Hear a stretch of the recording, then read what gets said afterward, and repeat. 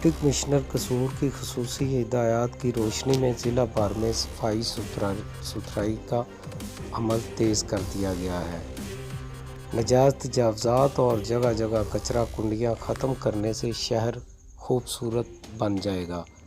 Deputy commissioner سی او municipal corporation اور XEN مظہر حسین اپنی نگرانی میں گھریلو نالیاں اور سیوریج کا نظام درست کرنے میں پرعزم ہے۔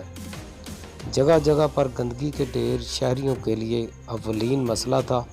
ڈپٹی کمشنر قصور منظر جاوید علی نے کہا ہے کہ اس شہر کو میرا سونا شہر قصور بنانے کے لیے دن رات محنت کریں گے۔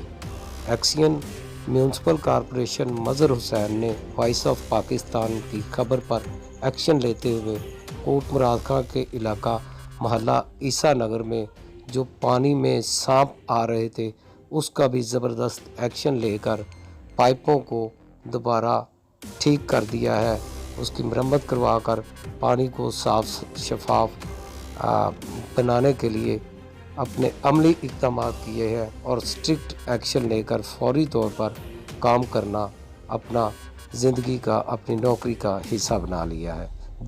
دیکھتے رہیے وائس آف پاکستان۔